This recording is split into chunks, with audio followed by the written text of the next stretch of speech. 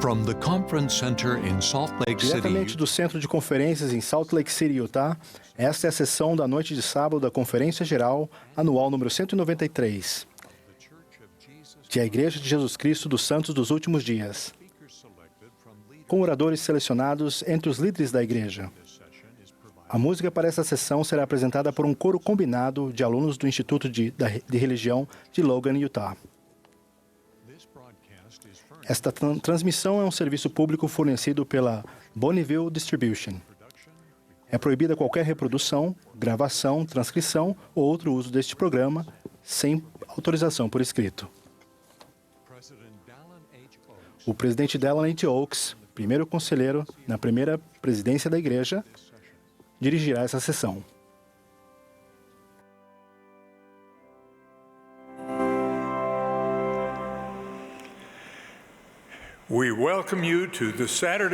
Sejam bem-vindos à sessão da noite de sábado da Conferência Geral Anual número 193 de A Igreja de Jesus Cristo dos Santos dos Últimos Dias.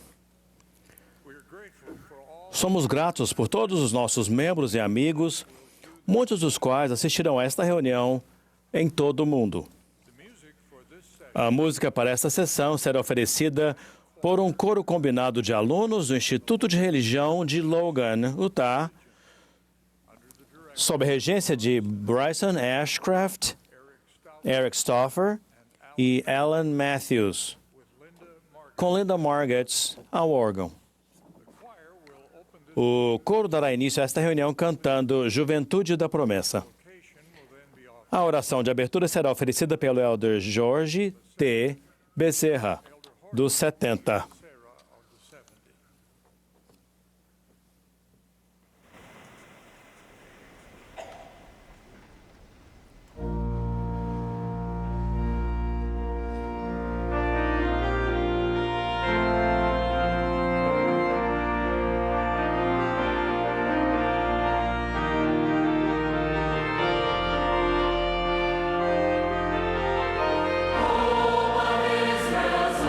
Zion's army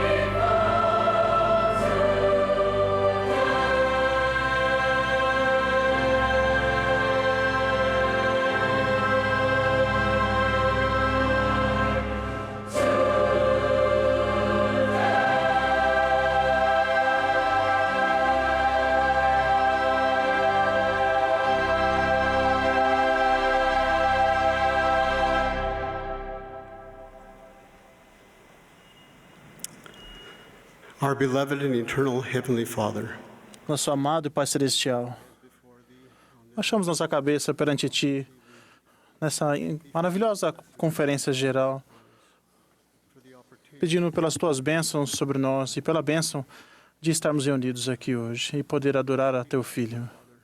Nós o amamos. Somos gratos pelo sacrifício expiatório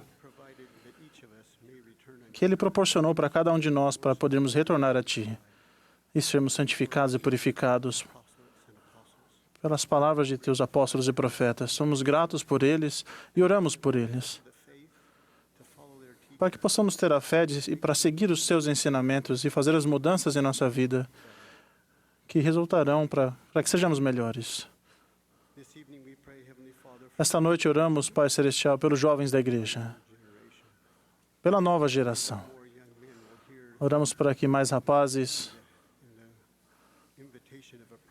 possam ouvir o convite de Teu profeta para servir em missão, para que possam sair e pregar o Evangelho ao mundo, a doutrina de Teu Filho, para que possam participar das ordenanças e que possam fazer os convênios relacionados. Somos gratos, Senhor, por estarmos reunidos e oramos para que possamos mudar, especialmente nos princípios pequenos da fé, e colocarmos em ação em nossa vida. Por estas bênçãos oramos em nome de Jesus Cristo. Amém.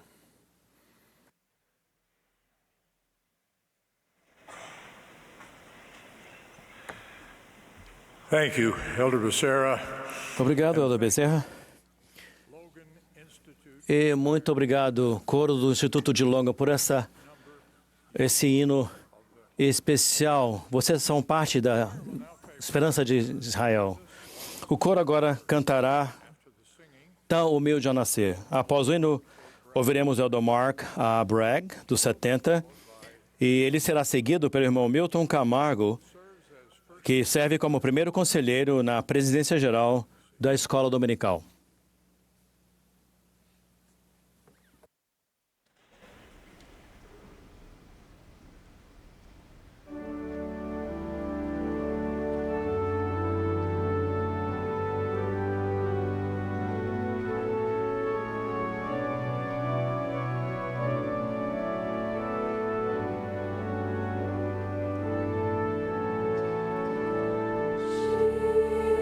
Jesus,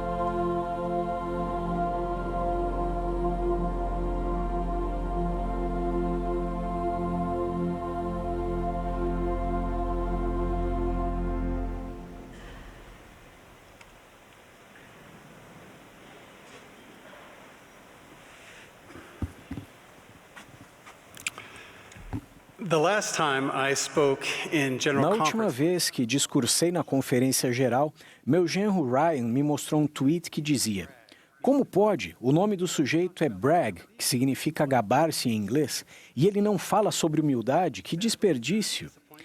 Infelizmente, vou continuar a desapontá-los. Meu maravilhoso pai foi um famoso jogador de basquete na Universidade da Califórnia, sob o comando do lendário técnico John Wooden. Eles permaneceram próximos ao longo da vida e, ocasionalmente, o treinador e a senhora Wooden vinham jantar em nossa casa. Ele sempre gostava de falar comigo sobre basquete ou qualquer outra coisa que eu quisesse. Certa vez perguntei a ele que conselho ele me daria quando entrei no último ano do ensino médio. Sempre procurando ser didático, ele falou: seu pai me disse que você se filiou à Igreja de Jesus Cristo, então sei que você tem fé no Senhor. Com essa fé, sempre tenha uma atitude serena em todas as situações. Seja um bom homem em meio à tempestade. Ao longo dos anos, essa conversa ficou gravada na minha mente. O conselho de ser calmo, sereno e controlado em todas as situações, principalmente em tempos de pressão e adversidade, impressionou-me muito. Pude ver como as equipes do técnico Wooden jogavam com serenidade e o grande sucesso que tiveram ao vencer 10 campeonatos nacionais. Mas essa atitude não é muito mencionada hoje em dia, muito menos praticada em tempos turbulentos e divisivos. É frequentemente citada nos esportes, um jogador sereno que permanece sereno em um jogo disputado ou um time que perde o controle por falta de serenidade. Essa qualidade maravilhosa vai muito além do esporte. A serenidade tem uma aplicação bem mais ampla na vida e pode abençoar pais, líderes, missionários, professores, alunos e todos os outros que enfrentam tempestades da vida. A serenidade espiritual nos abençoa para manter a calma e o foco no que mais importa, especialmente sob pressão. O presidente Hugh B. Brown ensinou: a fé em Deus e no triunfo final do que é certo contribuem para a serenidade mental e espiritual diante das dificuldades. O presidente Nelson é um exemplo maravilhoso de serenidade espiritual. Certa vez, durante um enxerto quádruplo na artéria coronária de um paciente, a pressão arterial do paciente caiu repentinamente. O Dr. Nelson avaliou a situação com calma e identificou que uma pinça fora acidentalmente retirada por um dos integrantes da equipe. Ela foi imediatamente reposta e o Dr. Nelson acalmou o membro da equipe dizendo: ainda amo você. Então disse: eu amo mais em alguns momentos do que em outros. Ele mostrou como uma emergência deve ser tratada, com serenidade, focando apenas no que mais importa, lidando com a emergência. O presidente Nelson disse: é uma questão de extrema autodisciplina. Nossa reação natural seria: tire-me do time, treinador, quero ir para casa. Mas evidentemente não podemos. Aquela vida dependia totalmente da equipe cirúrgica completa. Então temos que ficar calmos, relaxados e precisos como sempre.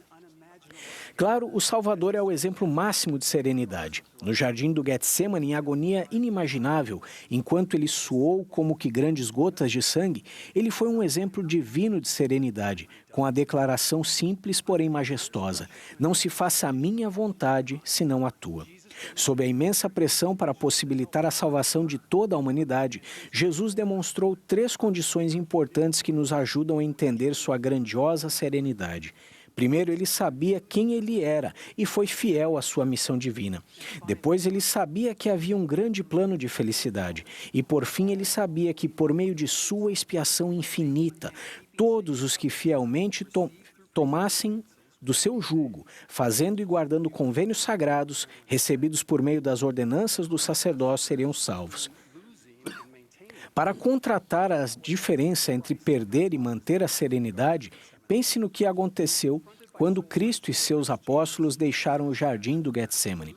Quando confrontado por soldados que foram prender Jesus, a reação de Pedro foi a de perder a serenidade e atacar violentamente, cortando a orelha de Malco, o servo do sumo sacerdote. A reação de Jesus, por outro lado, foi a de manter a serenidade e acalmar a situação tensa, curando Malco. E para aqueles de nós que têm dificuldade de manter a serenidade e talvez tenham ficado desanimados, pensem no restante da história de Pedro. Pouco tempo depois desse incidente do desgosto de negar sua associação com Cristo, ele se apresentou aos mesmos líderes religiosos que condenaram o Salvador e, com grande serenidade, sob intenso questionamento, prestou eloquente testemunho da divindade de Jesus Cristo. Vamos ponderar os elementos de uma atitude serena como a de Cristo. Para começar, o fato de saber quem somos e de sermos fiéis à nossa identidade divina traz serenidade. Uma atitude serena como a de Cristo exige que evitemos nos comparar com os outros ou fingir ser alguém que não somos. Joseph Smith ensinou: se o homem não compreende o caráter de Deus, não compreende a si mesmo. Simplesmente não é possível ter serenidade divina sem saber que somos filhos e filhas divinos de um amoroso Pai Celestial. Em seu discurso Escolhas para a Eternidade, o presidente Nelson ensinou estas verdades eternas sobre quem somos. Somos filhos de Deus, somos filhos do convênio e somos discípulos de Cristo. Depois, ele prometeu: ao aceitarem essas verdades, nosso Pai Celestial os ajudará a alcançar seu objetivo final de viverem eternamente em sua santa presença. Realmente somos seres espirituais divinos, tendo uma experiência na mortalidade. O fato de saber quem somos e de sermos fiéis a essa identidade divina é fundamental para o desenvolvimento de uma atitude serena como a de Cristo. Em seguida, lembrar que existe um grande plano gera coragem e serenidade em situações desafiadoras. Nefe pôde dizer: eu irei e cumprirei, tal como o Senhor ordenou, não sabendo de antemão as coisas que deveria fazer, porque sabia que seria guiado pelo Espírito em cumprimento do plano eterno de um amoroso Pai Celestial. Recebemos serenidade quando vemos as coisas a partir de uma perspectiva eterna. O Senhor disse a seus discípulos: levantai os vossos olhos, e que as verdades solenes da eternidade repousem em vossa mente. Ao enquadrarmos os tempos desafiadores dentro de um plano eterno, a pressão se transforma no privilégio de amar, servir, ensinar e abençoar. Uma visão eterna permite uma atitude serena semelhante à de Cristo. Por fim, o poder capacitador de Cristo, que se tornou possível graças a seu sacrifício expiatório, dá-nos forças para perseverar e prevalecer. Graças a Jesus Cristo, podemos fazer um convênio com Deus e ser fortalecidos para guardar esse convênio. Podemos estar ligados ao Salvador com alegria e serenidade, independentemente de nossas circunstâncias temporais. O capítulo 7 de Alma ensina de maneira bela a respeito do poder capacitador de Cristo. Além de nos redimir do pecado, o Salvador pode nos fortalecer em nossas fraquezas, medos e desafios desta vida. Ao nos concentrarmos em Cristo, podemos silenciar nossos medos, tal como o povo de Alma fez em Elã. Quando exércitos ameaçadores se reuniram, aqueles discípulos fiéis de Cristo demonstraram serenidade. O elder Bednar ensinou: Alma aconselhou os crentes a lembrarem-se do Salvador e do livramento que apenas Ele poderia conceder. E a cuidadosa proteção proporcionada pelo conhecimento do Salvador permitiu que as pessoas reprimissem seus temores. Isso exemplifica a serenidade. Noé nos ensinou muito sobre paciência em uma tempestade, mas o Salvador foi o maior professor de como sobreviver a uma tormenta. Ele é o grande homem em meio à tempestade. Depois de um longo dia ensinando com seus apóstolos, o Salvador precisava descansar e sugeriu que atravessassem de barco para o outro lado do mar da Galileia. Enquanto o Salvador descansava, irrompeu uma forte tormenta. Quando o vento e as ondas ameaçaram afundar o barco, os apóstolos começaram a temer pela vida. E lembre-se, vários daqueles apóstolos eram pescadores que conheciam muito bem as tempestades naquele mar. No entanto, preocupados, eles acordaram o Senhor e perguntaram: Senhor, não te importa que pereçamos? Então, com exemplar serenidade, o Salvador, despertando, repreendeu o vento e disse ao mar: Cala-te, aquieta-te. E o vento se aquietou e houve grande bonança. Seguiu-se uma grande lição de serenidade para seus apóstolos. Ele disse: Por que sois tão tímidos? Por que não tendes fé? Ele os estava lembrando de que era o Salvador do mundo e que fora enviado pelo Pai para levar a efeito a imortalidade e a vida eterna dos filhos de Deus. Certamente o Filho de Deus não pereceria em um barco. Ele foi um exemplo divino de serenidade, porque conhecia a sua divindade e sabia que havia um plano de salvação e exaltação. E sabia quão essencial sua expiação seria para o sucesso eterno daquele plano. É por meio de Cristo e de sua expiação que todas as coisas boas entram em nossa vida. Ao nos lembrarmos de quem somos, sabendo que existe um plano divino de misericórdia e adquirindo coragem na força do Senhor, podemos fazer todas as coisas. Encontraremos paz, seremos bons homens e mulheres em qualquer tempestade. Que busquemos a bênção de uma atitude serena como a de Cristo, não apenas para ajudar a nós mesmos em tempos difíceis, mas para abençoar os outros e ajudá-los nas tempestades da vida deles. Nesta véspera do Domingo de Ramos, com alegria presto testemunho de Jesus Cristo. Ele ressuscitou. Testifico da paz, da tranquilidade e da serenidade celestial que somente Ele traz para a nossa vida. E o faço em seu santo nome, Jesus Cristo. Amém.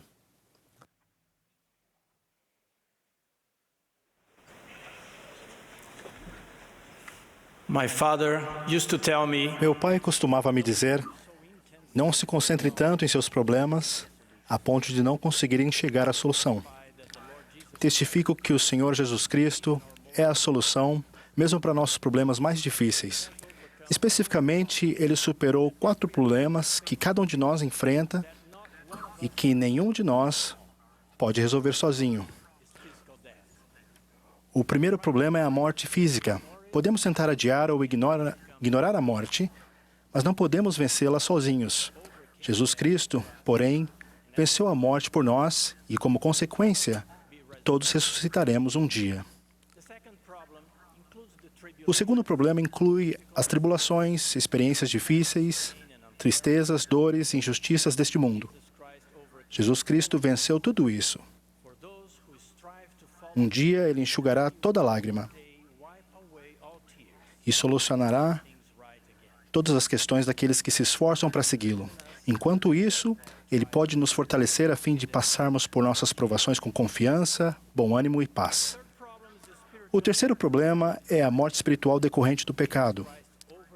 Jesus Cristo superou esse problema ao tomar sobre si o castigo que nos traz a paz.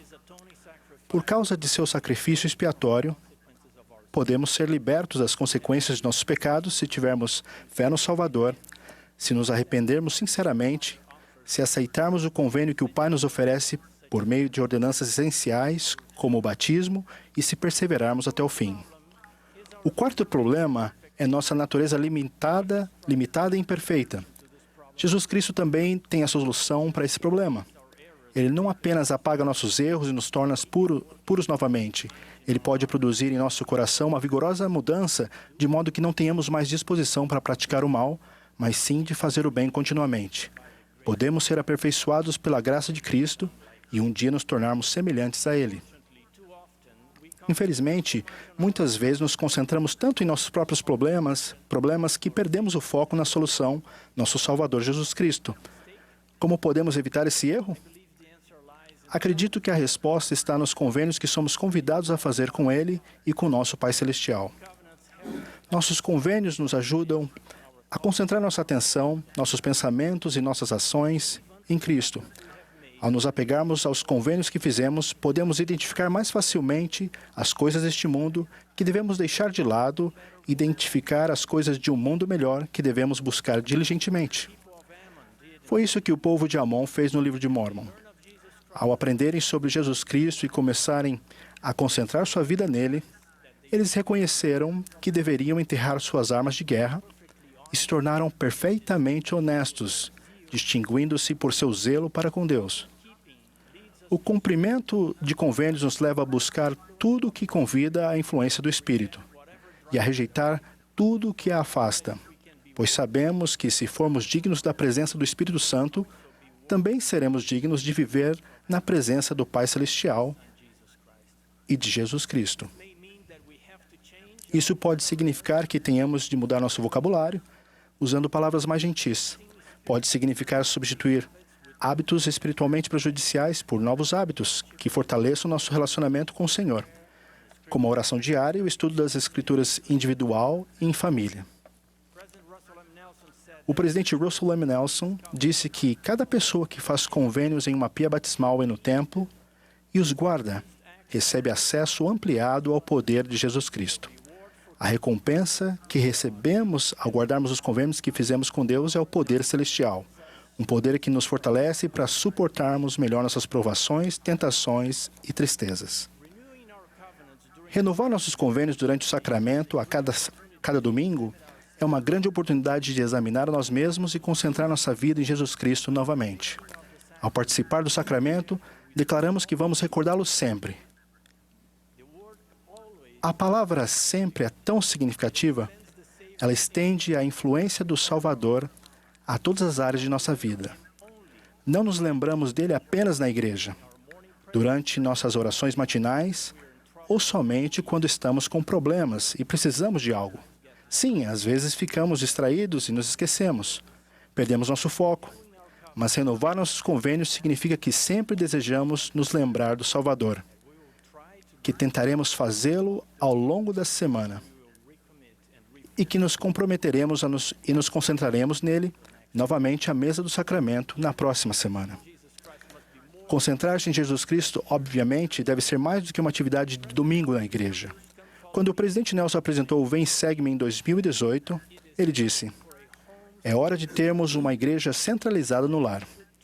Ele disse que devemos transformar nosso lar num local santificado de fé e um centro de aprendizado do Evangelho. E fez 4 promessas maravilhosas para nós se fizermos isso. A primeira promessa é: seu dia do Senhor será um verdadeiro deleite. Será um dia em que nos aproximaremos de nosso Salvador. Como disse uma jovem do Peru, o dia do Senhor é o dia em que obtenho mais respostas do Senhor. A segunda promessa é: seus filhos ficarão entusiasmados para aprender e viver os ensinamentos do Salvador. É por isso que falamos de Cristo, regozijamos-nos em Cristo e pregamos a Cristo, para que nossos filhos saibam em que fonte procurar a remissão de seus pecados. Fazemos isso para que um dia, quando nosso filho sair para trabalhar, caminhar as montanhas ou caçar animais na floresta, como fez Enos, lembre-se do que lhe ensinamos sobre Cristo e sobre a alegria de viver o Evangelho. E quem sabe, talvez esse seja o dia em que ele finalmente sentirá a fome espiritual que o Evangelho que o levará a Jesus Cristo, para que possa ouvir a voz do Senhor dizendo a ele: perdoados são os teus pecados e tu serás abençoado. A terceira promessa é: a influência do adversário em sua vida e em seu lar diminuirá. Por quê? Porque quanto mais nos concentramos em Jesus Cristo, mais o pecado deixa de ser atrativo. À medida que nosso lar se enche da luz do Salvador, há cada vez menos espaço para as trevas do adversário. A quarta promessa é: as mudanças em sua família serão drásticas e contínuas. Por quê? Porque a mudança que Jesus Cristo traz é uma grande mudança. Ele muda a nossa própria natureza e nos torna novas criaturas. Aos poucos nos tornamos mais semelhantes ao Salvador, repletos de seu puro amor por todos os filhos de Deus. Quem não gostaria que essas promessas se cumprissem em sua vida e em sua família? O que precisamos para obtê-las? A resposta é transformar nosso lar em um local santificado de fé e um centro de aprendizado do Evangelho. E como podemos fazer isso? Ao nos concentrarmos no Pai Celestial e em Jesus Cristo, tornando-os o centro de nossa vida familiar, a influência mais importante em nosso lar. Posso sugerir que comecem fazendo das palavras de Cristo, encontradas nas Escrituras, uma parte diária de sua vida? Não existe uma fórmula prescrita para o estudo perfeito das Escrituras. Podem ser 5 ou 10 minutos por dia, ou mais se puderem. Pode ser um capítulo ou alguns versículos por dia. Algumas famílias preferem estudar pela manhã, antes de sair para a escola ou para o trabalho. Outras preferem ler à noite antes de dormir. Alguns jovens casais me disseram que estudam individualmente no caminho para o trabalho e depois compartilham ideias um com o outro por mensagens de texto para que seus comentários e debates sejam registrados. O Vem e Segue me oferece muitas sugestões de atividades e recursos que podem ajudar as pessoas e famílias a aprender os princípios do Evangelho nas Escrituras.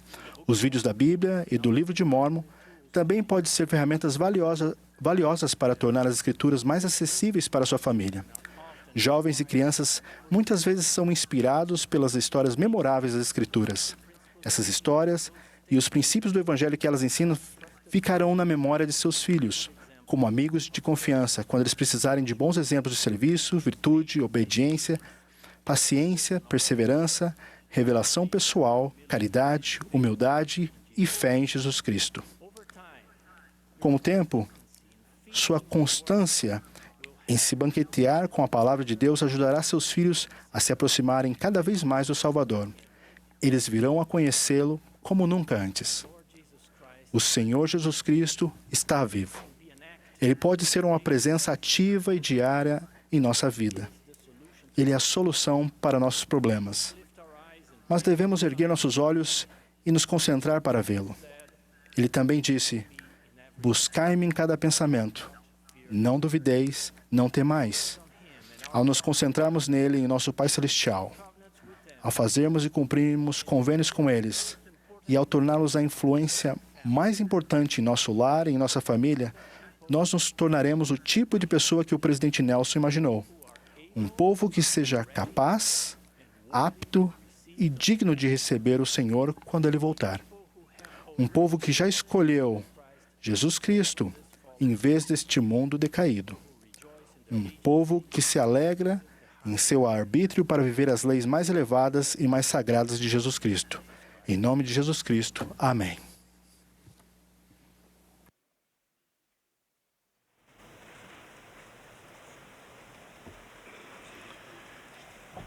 As directed, the congregation will join. Ao sinal do regente, o coro e a congregação cantarão juntos o hino de Páscoa, Cristo é ressuscitado. Após o hino, teremos o prazer de ouvir os elders K. Brett Natras e Juan Uceda, dos 70.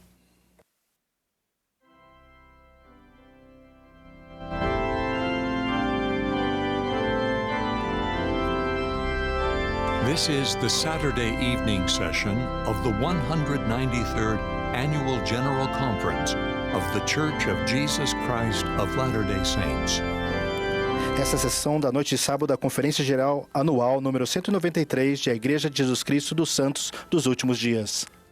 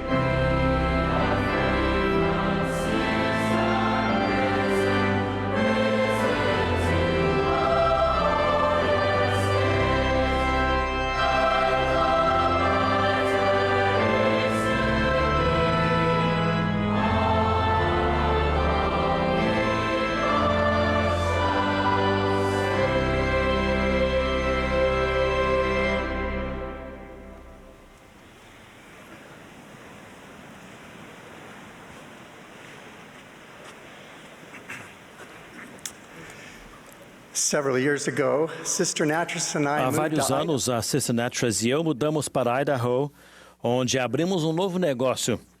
Eu passava dias e noites intermináveis no escritório. Felizmente, morávamos apenas a alguns quarteirões de distância do trabalho. Toda semana, Shona e nossas 3 filhas, todas com menos de 6 anos de idade, iam até o escritório para almoçar comigo.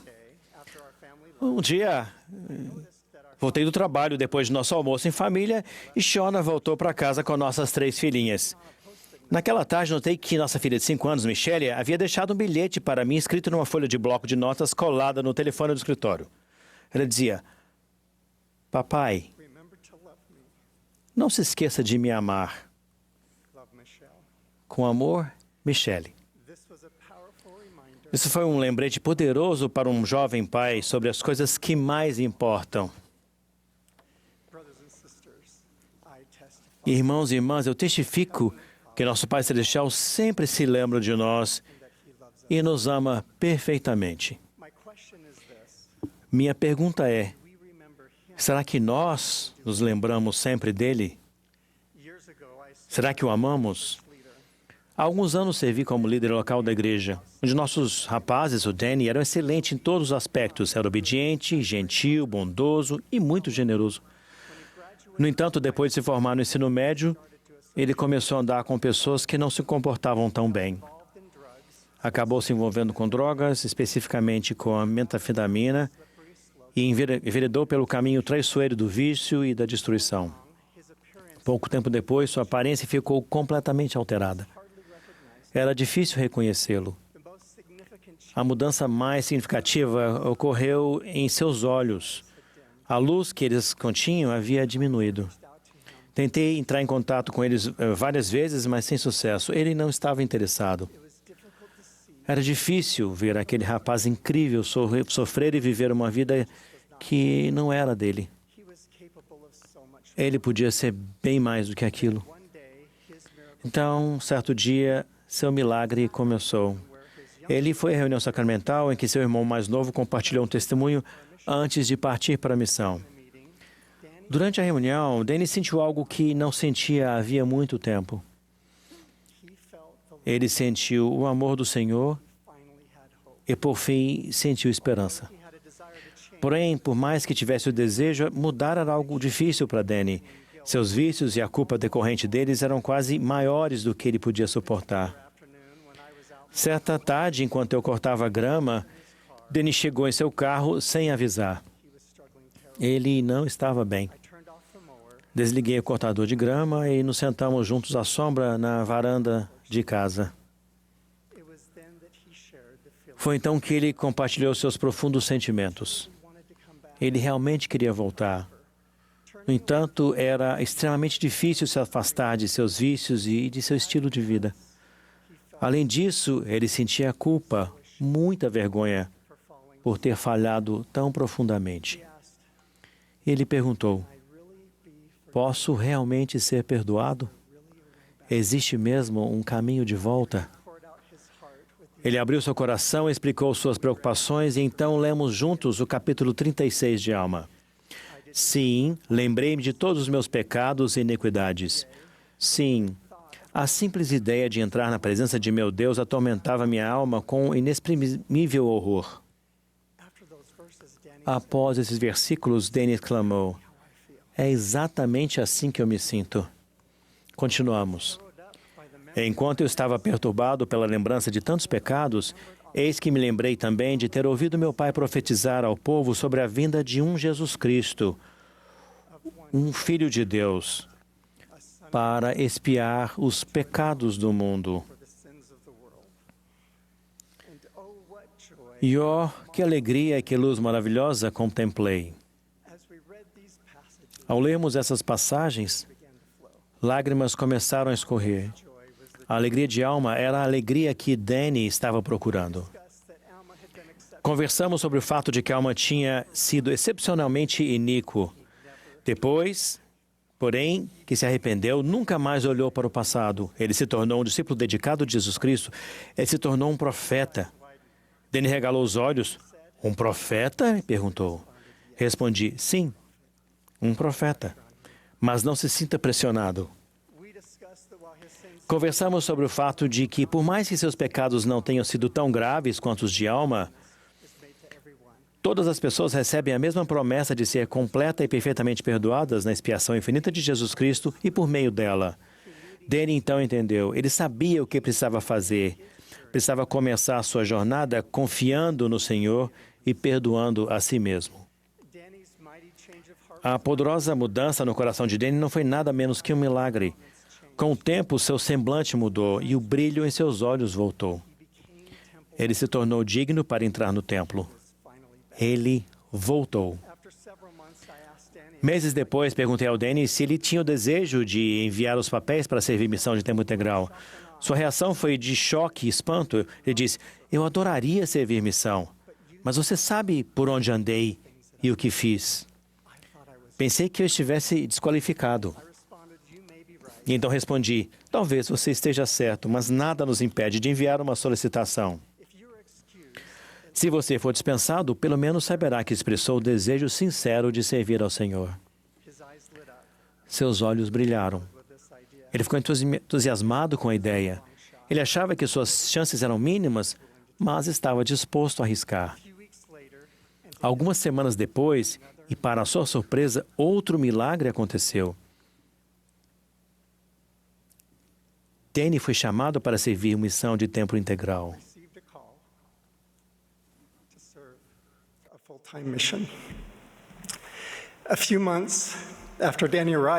Meses depois de Danny chegar ao campo missionário, recebi um telefonema. Seu presidente apenas disse, o que aconteceu com esse rapaz?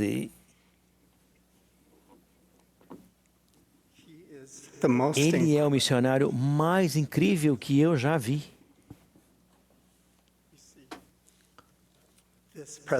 Vejam, o presidente tinha recebido a versão moderna de Alma, o filho. 2 anos depois, Danny retornou para casa com honra, tendo servido ao Senhor com todo o coração, poder, mente e força. Após a reunião sacramental em que Danny relatou sua recém-concluída missão, voltei para casa e ouvi uma batida na porta. Lá estava Danny com lágrimas nos olhos. Ele perguntou se podíamos conversar por um minuto.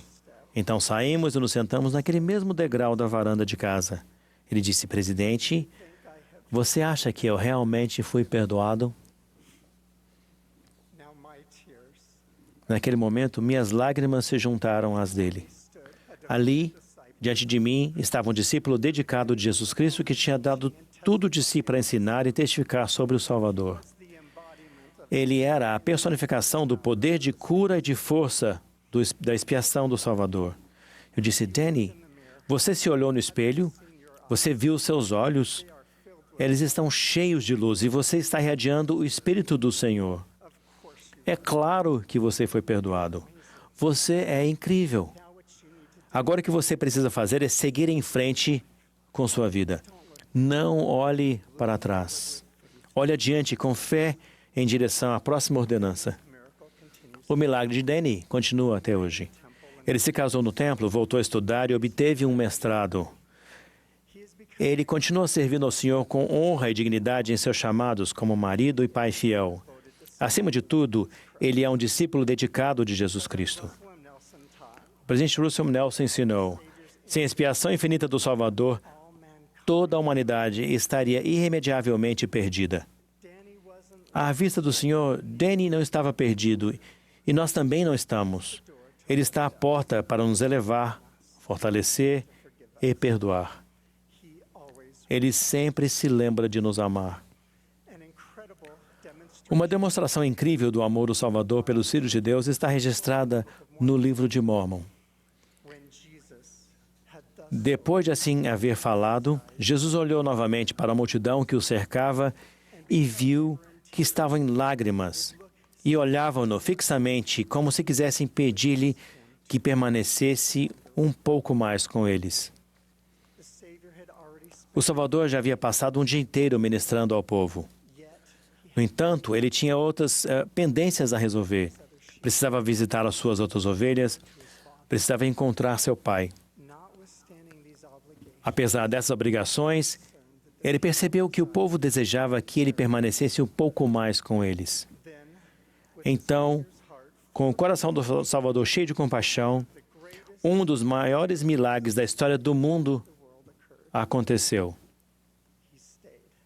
Ele permaneceu, ele abençoou o povo, ele ministrou as crianças uma a uma, ele orou pelas pessoas, chorou com elas e ele as curou. Sua promessa é eterna, ele vai nos curar.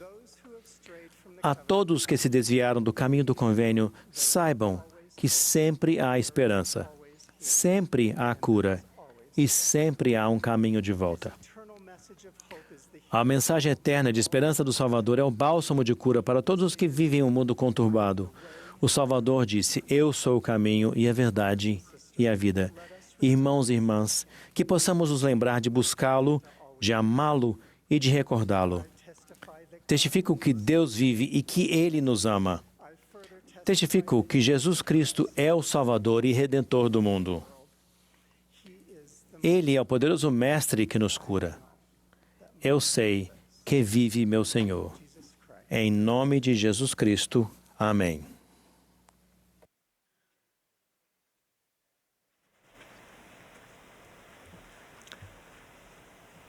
The Lord Jesus Christ said, "I am the good shepherd. The good shepherd giveth his life for the sheep. As the Father knoweth me, even so know I the Father, and I lay down my life for the sheep."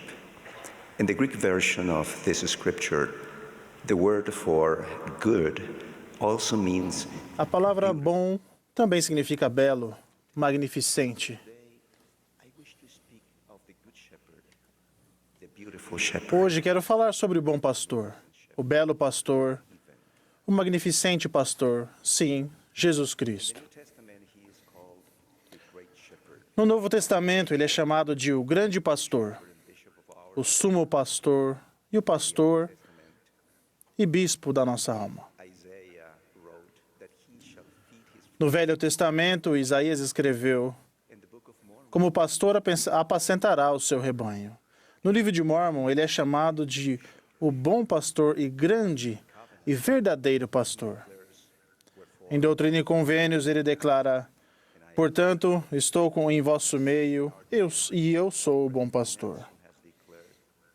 Em nossos dias, o presidente Nelson declarou: "O bom pastor cuida com todo o amor de todas as ovelhas de seu redil e devemos auxiliá-lo nesse importante trabalho. Temos o privilégio de levar seu amor e amigos e vizinhos, agregando nosso próprio amor, apacentando-os, nutrindo-os, zelando por eles, como o Salvador gostaria que fizéssemos."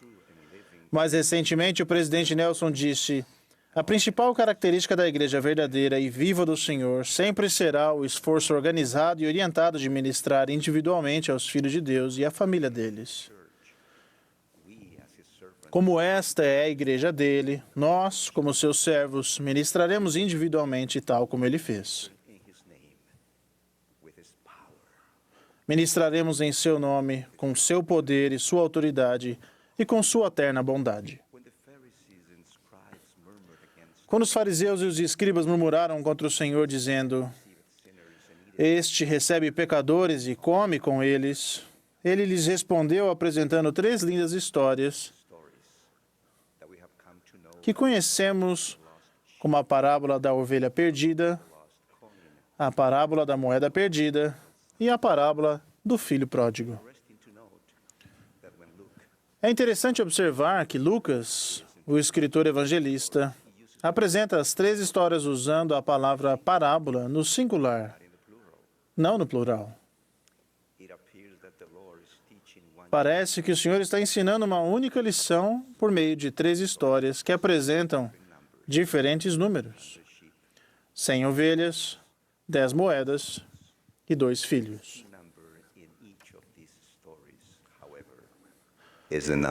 O principal número em cada uma dessas histórias, no entanto, é o número 1.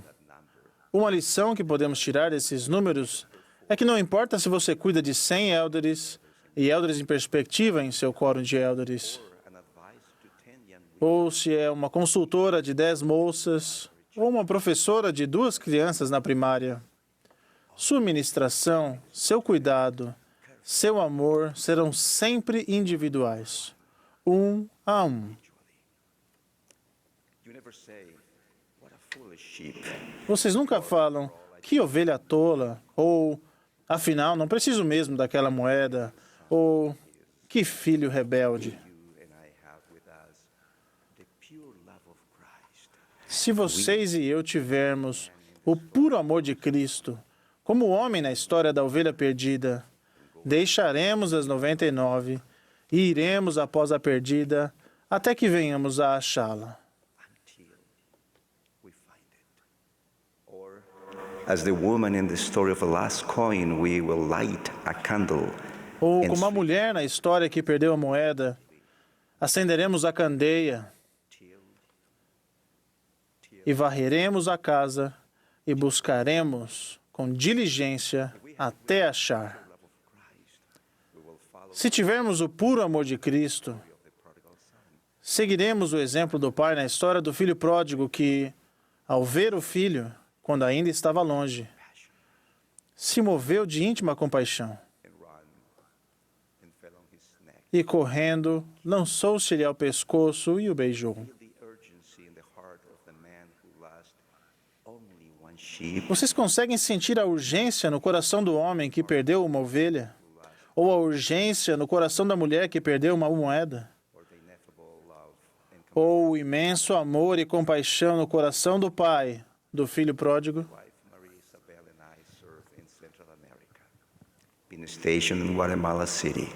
Minha esposa, Maria Isabel, e eu servimos na América Central, na cidade da Guatemala.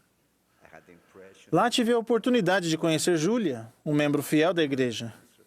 Eu me senti inspirado a lhe perguntar sobre sua família. A mãe tinha falecido de câncer em 2011 e o pai tinha sido um líder fiel na estaca e havia servido como bispo e como conselheiro do presidente da estaca por vários anos. Ele foi um verdadeiro servo no rebanho do Senhor.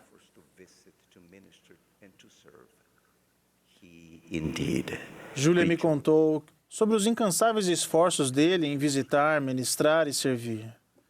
Ele realmente se alegrava em nutrir e apacentar as preciosas ovelhas do Senhor. Ele se casou novamente e permaneceu ativo na igreja.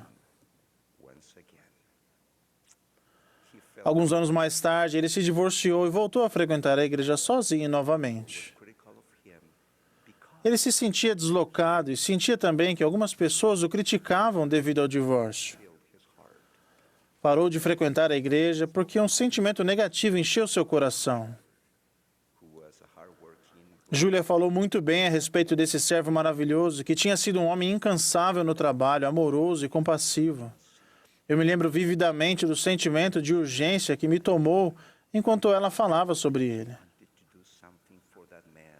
Tudo o que eu queria era fazer algo por aquele homem que tinha feito tanto por tantas pessoas em todos aqueles anos.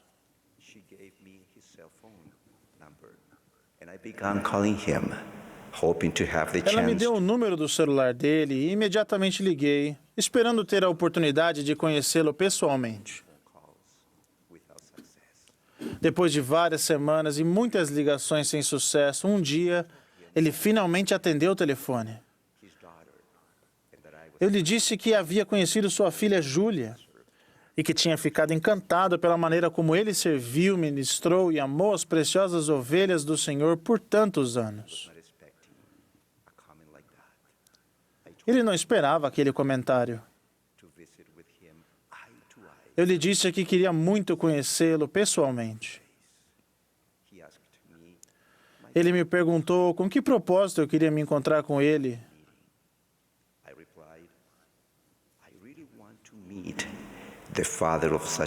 Respondi, quero muito conhecer o pai daquela maravilhosa moça.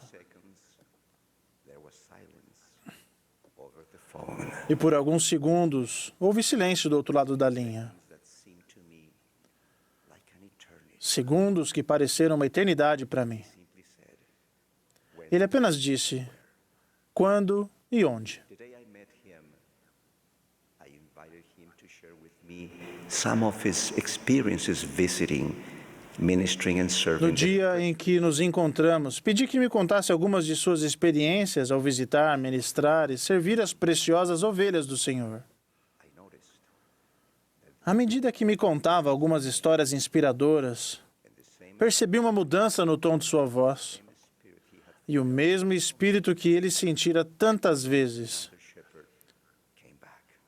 voltou ao seu coração. Neste momento, seus olhos estavam cheios de lágrimas. Eu sabia que era o momento certo, mas percebi que não sabia o que falar. Orei em silêncio. Pai, ajuda-me. De repente, ouvi minha própria voz dizendo: Irmão Florian,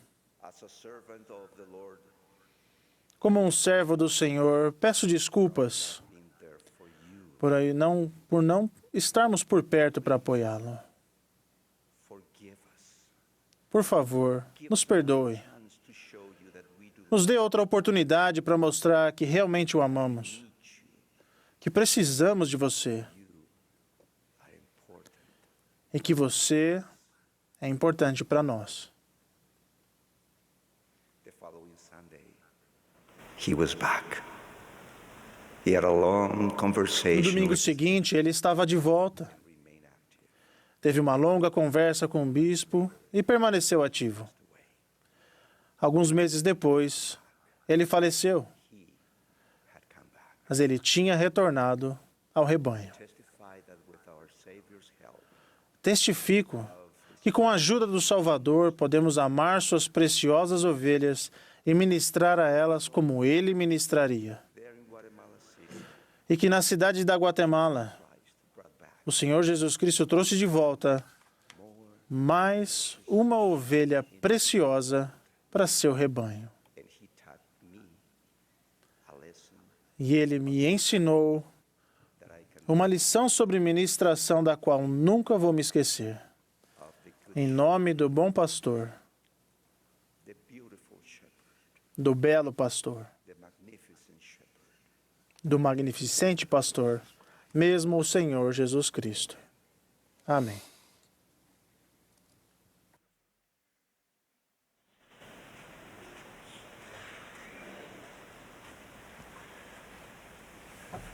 We are grateful to those who have spoken to us Agradecemos àqueles que falaram a nós nesta noite e ao coro tão inspiradores essa noite, ao coro do Instituto pela música maravilhosa que nos apresentou. O coro encerrará esta sessão cantando Mais Vontade Dá-me. A oração de encerramento será oferecida pela irmã K. Annette Dennis, que serve como primeira conselheira na Presidência Geral da Sociedade de Socorro.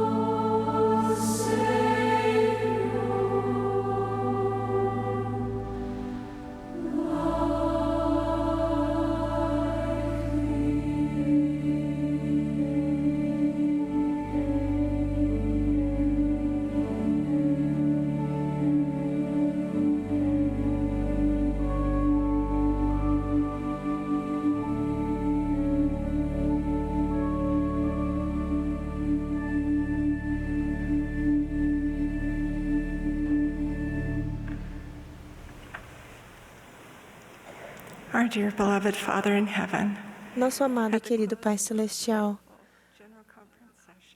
ao final desta bela sessão da Conferência Geral, somos tão gratos pelas mensagens e pela instrução e revelação que recebemos hoje. Somos tão gratos por profetas, apóstolos e outros líderes inspirados. Pedimos que o Senhor abençoe sua família e todos esses líderes. Somos muito gratas às pessoas que ouvimos hoje. E também pedimos que o Senhor dê força a essas pessoas, conforto, proteção e paz, à medida que trilham o caminho do discipulado. Oramos pelos jovens adultos e pelas crianças da igreja. Por favor, Pai, os abençoe, que eles possam conhecer o Salvador e possam receber conforto e força. Somos tão gratos por nosso Salvador, pelo seu sacrifício expiatório e pela cura e esperança que recebemos por meio dele. Por favor, nos abençoe para que coloquemos o Salvador no centro de nossa vida e que sigamos o seu exemplo de amor, de serviço, de obediência a Ti. Nós te amamos, querido Pai, em nome de Jesus Cristo. Amém.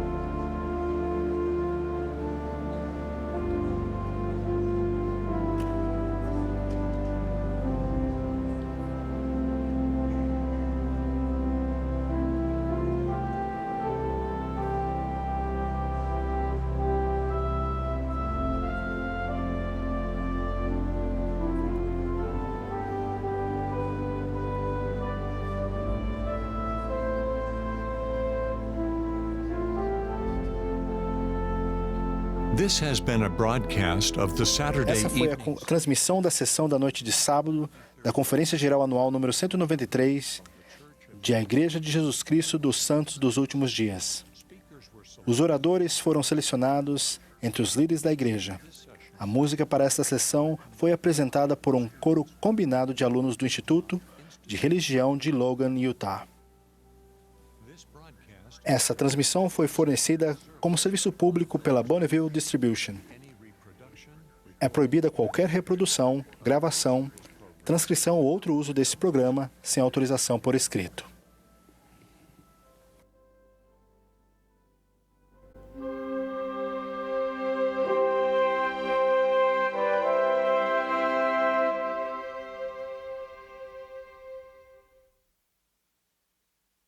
Olá! Obrigada por se unir a milhões de pessoas no mundo.